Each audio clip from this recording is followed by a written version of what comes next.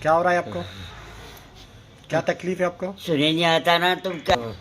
ये सुसान क्या था? मतलब सांस चल रही है, सांस। और चमक। अच्छा, छाती में दुखता है? हाँ यहाँ अच्छा, और ये दुख रहा। और क्या तकलीफ? सांस चल रही, सांस और क्या क्या होता? और जुकाम, जुकाम बलगम वगैरह निकलता? नहीं, बलगम, बुखार? बुखार नहीं, कुछ नहीं। सांस चल रही एकदम, चलने में दम लगता? आओ, हमारे पास अगर पेशेंट आता है शॉर्टनेस ऑफ ब्रीथ का या ब्रीथलेसनेस का या फिर डिस्निया का, तो हम उसको कैसा उसका मैनेजमेंट करेंगे, उसका डायग्नोस कैसे करेंगे, तो ये बेसिक एग्जामिनेशन है। सिर्फ इसको हम अच्छे से समझने की कोशिश करते हैं। तो सबसे पहले दोस्तों हम जानते हैं ब्रीथलेसनेस या फिर डिस्निया को ब्रीथिंग हम लेते हैं उसके अंदर डिफ़िकल्टी होती है, सांस लेने में तकलीफ होती है, जिसको हम डिस्निया भी कह सकते हैं, डिफ़िकल्टी इन ब्रीथिंग भी कह सकते हैं, ब्रीथलेसनेस भी कहा जाती है। तो तमाम बातें हम आज जानेंगे। तो ये जो सांस लेने की तकलीफ है ये एक्यूट कंडीशन में भी हो सकती है, क्रोनिक कंडीशन में भी हो सकती है। जी हाँ, जब पेशेंट हमारे पास आता है तो उसका प्रॉपर कंफर्म या डायग्नोसिस करना, इसके अलावा उससे हिस्ट्री लेना और इसके साथ ही उसको सही प्रॉपर जो है इन्वेस्टिगेशन एडवाइस करना, ये सब चीज़ें डॉक्टर के लिए बहुत इंपॉर्टेंट होते हैं। तो यही बातें मैं आपको इस क्लिप के ज़रिए बताना चाहूँगा, जिसके ज़रिए आपको काफ़ी हेल्प हो जाएगी।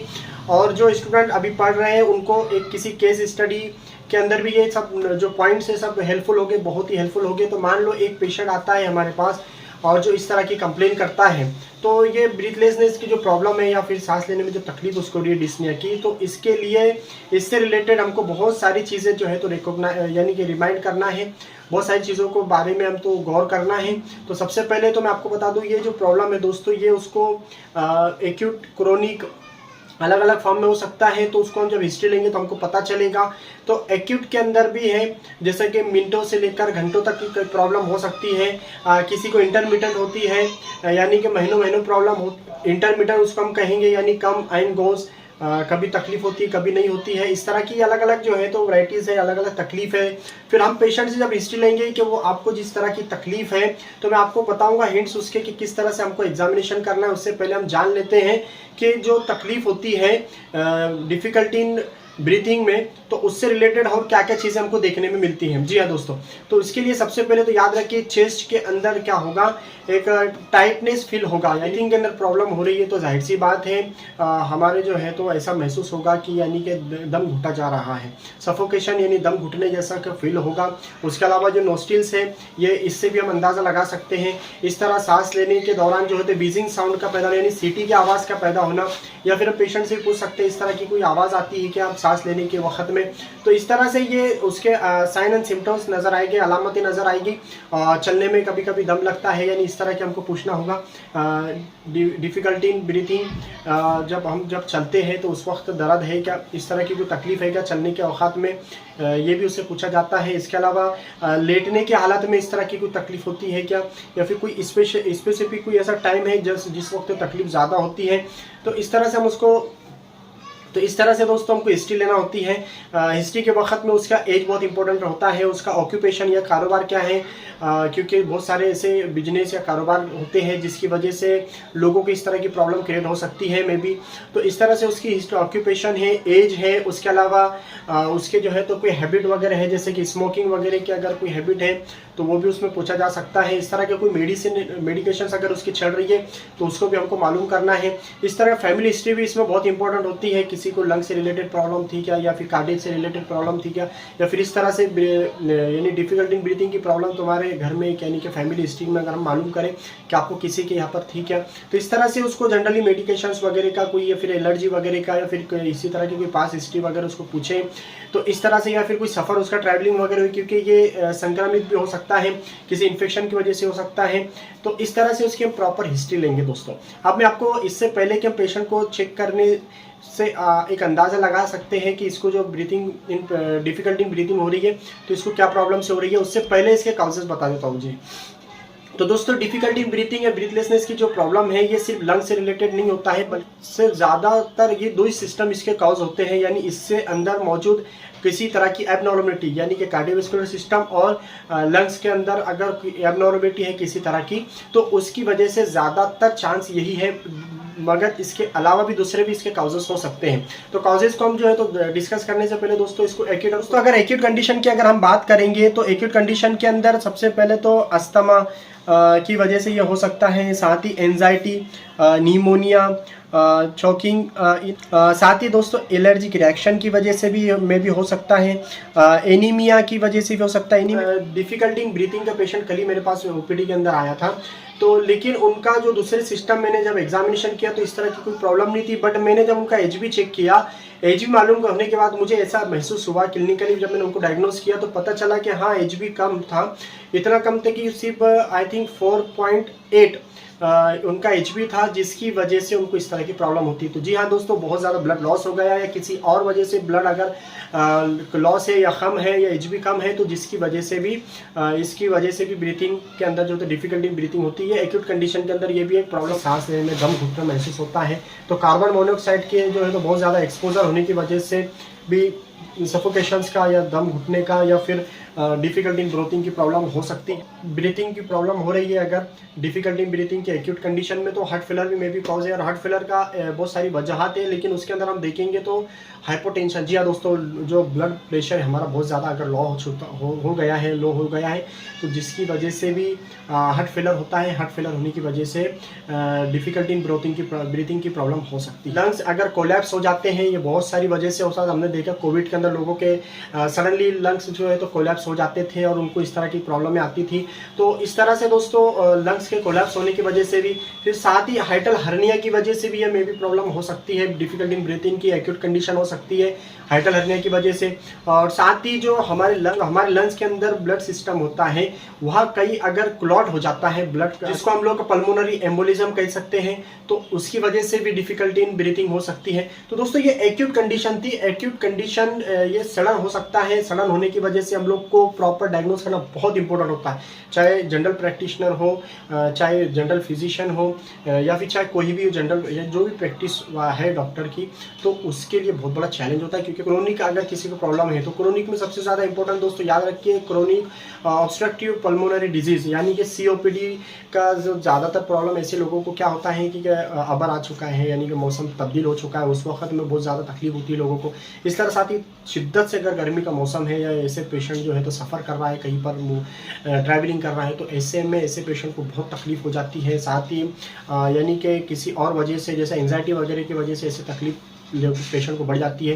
अस्थमेटिक पेशेंट अगर है, ब्रोंकल अस्थमा वगैरह की कोई हिस्ट्री है तो उसमें भी। साथ ही हार्ट डिजीज़ की बहुत सारी ऐसी कंडीशन होती है हार्ट के या फिर हार्ट से रिलेटेड ऐसी डिजीज़ होती है, बीमारियां होती है, चाहे वो हार्ट का जो खबर है वो हो, चाहे हार्ट के अंदर की जो वॉल है उससे रिलेटेड हो, या फिर उसके जो ब्लड सप्लाई है उससे रिलेटेड हो। तो हार्ट से रिलेटेड बहुत सारी ऐसी डिजीज़ होती है जिसकी वजह से काउज होता है या जो काउज बन जाता है डिफिकल्टी इन ब्रीथिंग का। जी हाँ दोस्तों, जैसे कि मायोकार्डियल इन्फार्क्शन जिसको हम कह सकते हैं, यानी कि हार्ट का आना है, तो इसके अंदर भी स्वेटिंग होता है। लेफ्ट मैक्सिमम यानी कि मोस्टली देखा जाता है लेफ्ट साइड जो है तो पेन होता है, और उसके अलावा बैक साइड भी वो पेन डिफरेंट हो सकता है। तो इस तरह से इसके अंदर भी डिफिकल्टी इन ब्रीथिंग की कंडीशन हो सकती है। तो इस तरह से फिर साथ ही इसके अलावा दूसरे प्रॉब्लम जो है जिस तरह के लाइफ स्टाइल्स को लेकर अगर हो देखा जाए तो ओबेसिटी भी एक, हम देखते हैं जो इंसान जो ओबेस होता है उसको चलने में दम लगता है, सांस फूलती है, उसको सांस लेने में तकलीफ होती है। तो बिल्कुल ओबेसिटी या जो लोग होते हैं, मोटापा जिनको लगा हुआ है, तो ऐसे लोग। अब लंग्स से रिलेटेड अगर देखा जाएगा तो प्लूरिसी या जो लंग्स के ऊपर खबर करने वाला जो अस्तर आप जानते होंगे उसको, उसके अंदर अगर कोई तकलीफ है, साथ ही लंग्स के अंदर अगर पानी भर गया है, जी हाँ दोस्तों, पानी चाहे वो पेट के अंदर हो जिसको हम असाइटिस कहते हैं वो पानी, चाहे लंग्स के अंदर हो जिसको हम लोग प्लूरल इफ्यूजन कहते हैं, तो ये दोनों तरह का यानी कि पानी चाहे वो लंग्स में भर गया हो या पेट के अंदर असाइटिस हो, तो इस दोनों कंडीशन के अंदर डिफिकल्टी ब्रीथिंग, जाहिर सी बात है सारे सिस्टम एक दूसरे से जुड़े हुए हैं, तो कहीं ना कहीं एक को तकलीफ होने की वजह से सारा सिस्टम डिस्टर्ब होता है। बहुत ज़्यादा देखा जाता है एक्सीडेंटली ऑर्थोपेडिक के अंदर, खास करके जो रिब्स के अगर फ्रैक्चर है, तो ये तो मैंने अपने प्रैक्टिस में बहुत ज़्यादा देखा, यानी कोई किसी का कोई हादसा हुआ, कोई ज़्यादातर RTM हम देखते हैं, तो रोड ट्रैफिक एक्सीडेंट में ज़्यादातर या फिर कहीं गिर गया, कि कोई लग गया, फिर तो इस तरह से रिब्स क्या हो जाती है, फ्रैक्चर हो जाती है। रिब्स के फ्रैक्चर होने की वजह से डिफिकल्टी ब्रीथिंग की प्रॉब्लम हो सकती है। इसलिए ऐसे वक्त में डॉक्टर चेस्ट एक्सरे या CXR की ज़रूर एडवाइस करते हैं। जी हाँ दोस्तों, पल्मोनरी हाइपरटेंशन, जी हाँ, ब्लड प्रेशर के बहुत ज़्यादा बढ़ जाने की वजह से भी डिफिकल्टी ब्रीथिंग की प्रॉब्लम हो सकती है, क्योंकि उसका ओवरलोड होने की वजह से उसका वर्कआउट बढ़ जाता है और लोड आने की वजह से ब्रीथिंग में प्रॉब्लम आ सकती है। ब्रीथिंग अगर पेशेंट है और तो इसके अगर एक्यूट कंडीशन हो या क्रोनिक कंडीशन हो, अगर उसको प्रॉपर उसका ट्रीटमेंट नहीं किया गया, फिर उसको सही से पेशेंट ने अगर अच्छे से उसको यानी कि उसका ट्रीटमेंट नहीं किया, डॉक्टर को अगर अच्छे से चेकअप नहीं करवाया, तो ये बहुत सीवियर कॉम्प्लिकेशंस पैदा हो सकते हैं। जी हाँ दोस्तों, हाइपोक्सीमिया या फिर हाइपोक्सिया दोनों तरह की कंडीशन पैदा हो सकती है। देखिए हमने कोविड के अंदर।